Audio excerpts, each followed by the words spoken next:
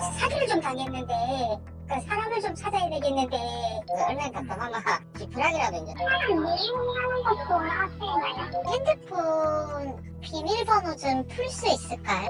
내일 돼야 되나요? 오늘은 안 될까요? 그림자 같던 탐정의 존재가 2020년 서서히 양지로 나오기 시작합니다.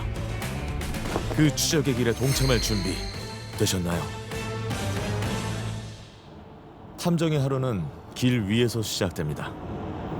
제 의뢰인이 중소기업 대표이신데 물건을 납품을 하고 물건을 납품 받았던 업체의 대표나 회사가 의도적으로 부도내고 파산을 해서 그 물품 대금을 지급할 그 의도적으로 회피한 건입니다.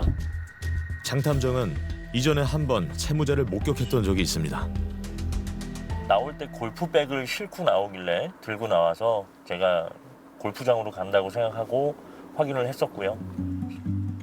물품 대금을 지급하지 못할 정도로 경제적 사정이 어려워 부도가 났다는 해명과는 사뭇 다른 모습이었습니다. 이번 사건의 의뢰인은 철강회사의 대표. 현금화하기 쉬운 철강이란 자재의 특성상 자재를 납품받은 후 대금을 내지 않고 곧바로 잠적해버리는 거래처들이 한둘이 아니라고 합니다. 정말로 형편이 어려운 불가피한 상황이라면 이해하지만 현실은 그렇지 않은 경우가 대부분이라는 건데요. 그다음에 이게 지금 저희가 박스가 이건 작은 박스지만 더 큰 박스로 사실은 한 5박스나 돼요.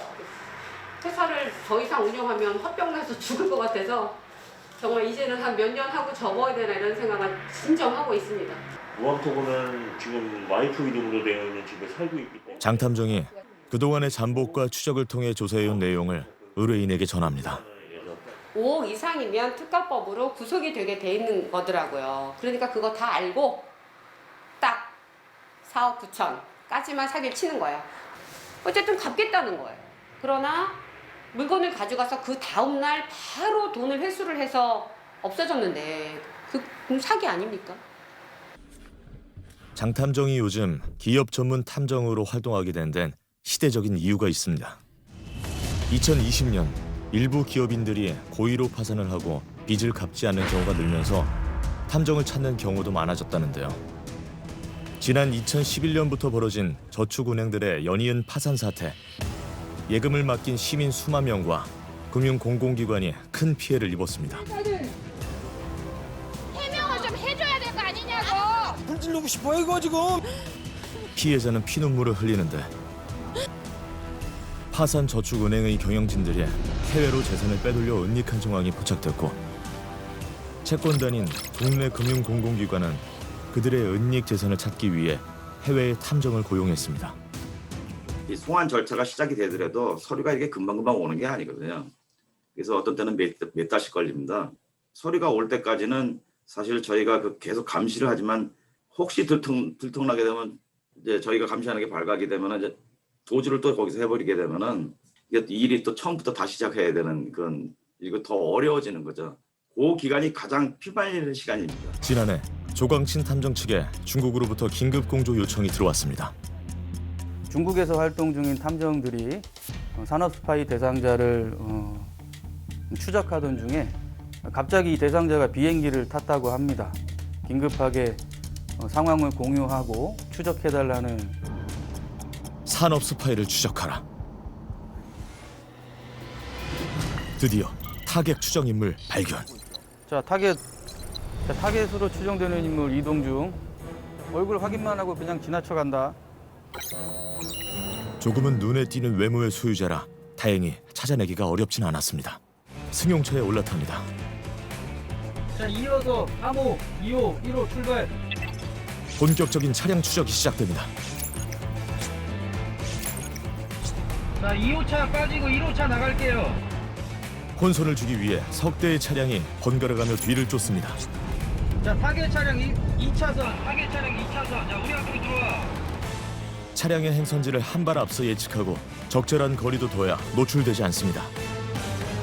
숙소를 잡은 것까지 서울 모처의 어떤 그 호텔에 묵은 것까지 저희가 확인을 하고 중국식 탐정이 입국했을 때 인계한 상황이죠. 탐정사무소로 앳된 목소리의 여성이 전화를 걸어왔습니다. 새로운 의뢰인입니다.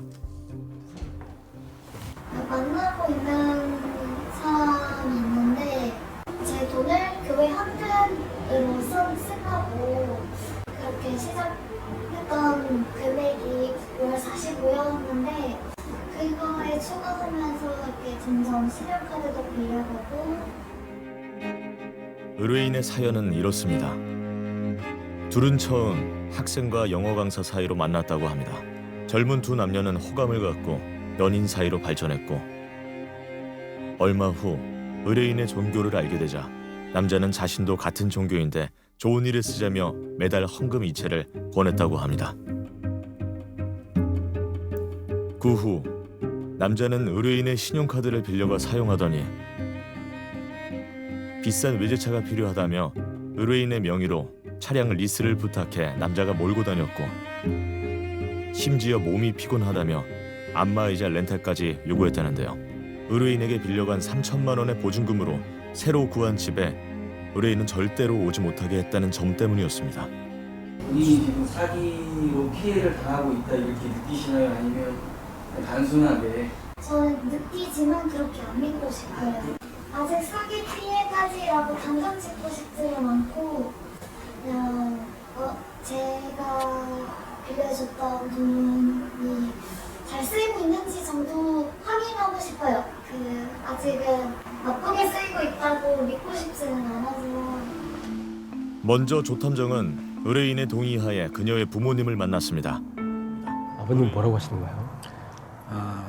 많이 당황하시네요. 자기가 이렇게 금이야오기야 키운 딸인데 또 약대까지 보내서 약사까지 만든 딸인데 이런 일을 지금 당하게 된 것에 대해서 많이 좀 당황스럽게 생각하시고요. 그래서 좀 나중에는 또 분노하시더라고요.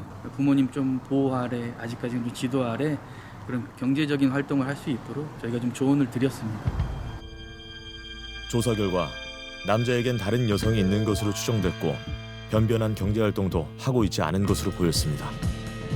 탐정은 의뢰인으로부터 권한을 위임받아 곧바로 남자의 오피스텔 주차장에서 남자가 몰고 다녔다는 의뢰인 명의의 외제차를 확보했습니다. 그리고 사실 확인을 마침과 동시에 차량을 회수했습니다. 또 의뢰인 부모님과의 통화로 얼마간의 돈을 정기적으로 갚겠다는 약속도 받았습니다. 시간이 흘러 탐정과 의뢰인이 다시 만났습니다. 의뢰인은 그동안 잘 지내고 있었을까요? 조금씩이긴 하지만 다행히 남자는 약속대로 돈을 갚고 있다고 합니다. 처음에 돈을 빌려가고 나서부터는 그 사람이 하는 말이 진실이어야 내가 빌려준 돈을 갚을 수 있기 때문에 그렇게 믿고 싶기도 했던 것 같아요. 정신적으로 지배를 당했던 것 같아요. 스스로 만든 믿음의 굴레에서 벗어나는 계기를 만들어준 건 탐정이었습니다. 사회 초년생인데 처음에 사회 첫 발 내딛었을 때 그런 처음 교제하는 남자친구에게 이런 물질적 피해, 정신적 피해.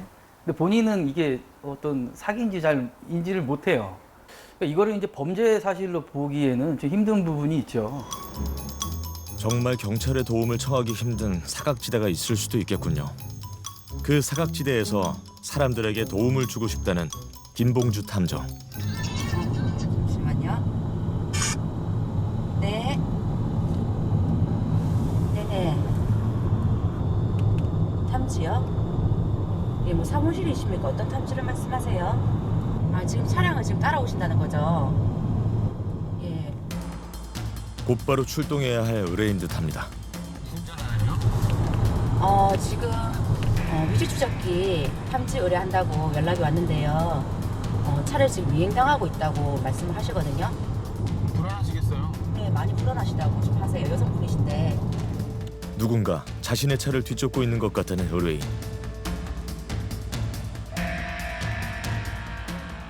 짐작 가는 사람이 있다고 했습니다. 자신이 직접 말하지 않은 행선지와 정보를 알고 있어 수상한 느낌을 받았다는 건데요. 전파를 쫓던 김 탐정의 수신기에 신호가 잡힙니다. 주파수 뜨는 거 보이세요? 예, 깜빡깜빡 주파수 뜨는 거 보이세요? 예. 예, 이게 위추적기가 지금 있다는 거거든요. 예. GPS가 있다는 거거든요. 충격을 받은 듯한 의뢰인. 그 의심 가시는 분이 차량 같이 뭐 타시거나 하셨나요? 예, 차량. 도청 장치, 몰래카메라, 위치 추적기. 누군가를 엿듣고 엿보는 불법 장치들이 넘쳐나는 세상입니다. 찾았어요. 네네. 이거 신고하실 건가요? 지금은 말고. 그럼 증거 수집만 해드리면 돼요? 예. 그러면 이제 의사분 그 핸드폰 잠시만 주시겠어요? 예. 네네. 일단 아까 녹음기 열심히 하셨으니까 녹음기 한 번 더 봐드릴게요. 이거 신호는 안 끌게요, 지금 일단은. 예, 신호 끄면은 이제 찾은 게 그쪽에 확인이 되니까 일단 신호는 안 끄고 예, 일단 좀 생각 좀 해보세요. 이런 것들을 부착하는 사람들의 사연을 일일이 알 수는 없습니다.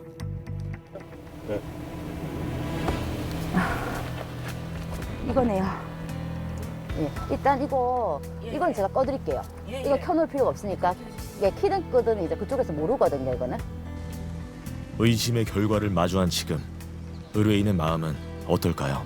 일단은 좀 이따가 경찰서에 이제 경찰 신고를 한다고 하셨으니까 제가 증거 수집 같은 거 해드렸고요. 그거를 가지고 경찰에 신고를 할지 말지 결정하시는군요.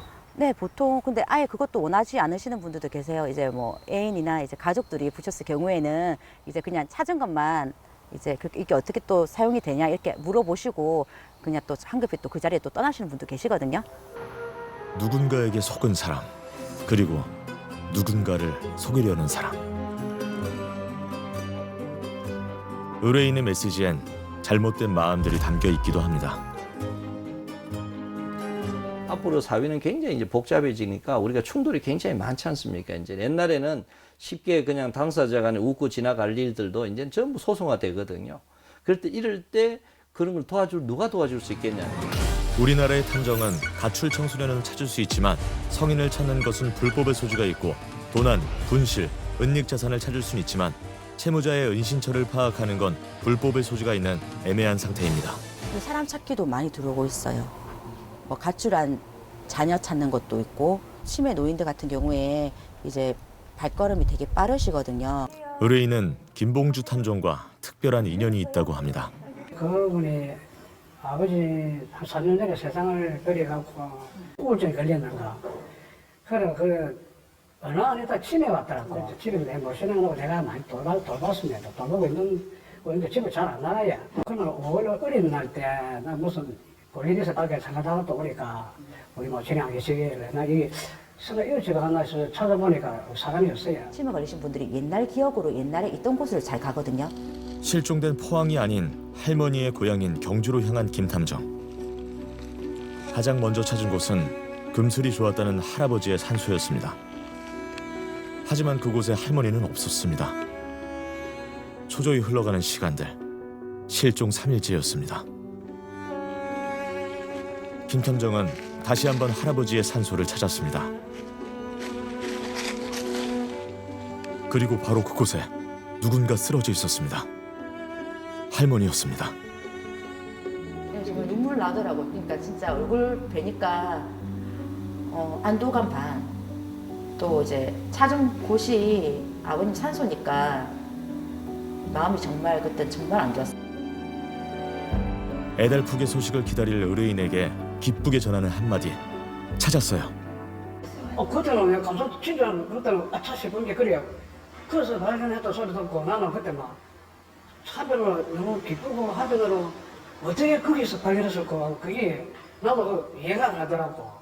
가까이 가려고는 생각도 안 했어요. 포항에서 경주까지가 가려면 약 한 40-50분 걸리지. 아 이게 탐정하는 사람들이 이게 탐정이구나. 우리나라 탐정들이 도덕성과 실력을 겸비한 명탐정이 되어 우리 삶의 또 다른 조력자로 자리 잡을 수 있길 바랍니다.